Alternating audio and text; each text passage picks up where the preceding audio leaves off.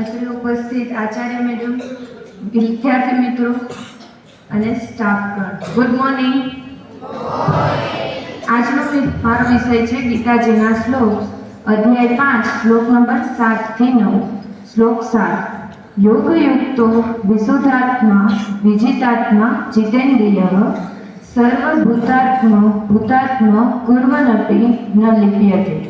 જેનું મન પોતાને વશ છે, જે જીતેન્દ્રિય છે, જેનું અંતઃકરણ વિશુદ્ધ છે તથા સઘળા પ્રાણીઓના આત્મા સ્વરૂપ પરમાત્મા જ જેનો આત્મા છે, એવો કર્મયોગી કર્મ કરતો હોવા છતાં પણ તેનાથી લેપાતો નથી. શ્લોક 8.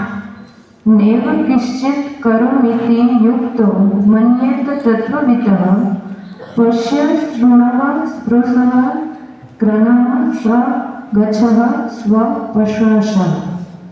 શ્લોક 9. પ્રલપ વિનસ્પૃજ ન ગૃહણ સ્પૃશ નિસ્પૃશસ્નપી ઇન્દ્રિયાણિ નિત્યાત્રેષુ વર્તનત ઇતિ ધાર્યઃ.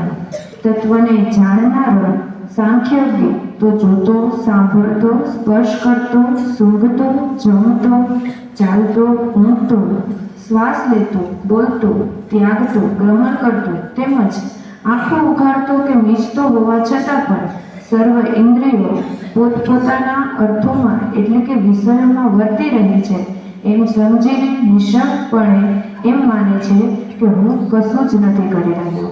Thank you.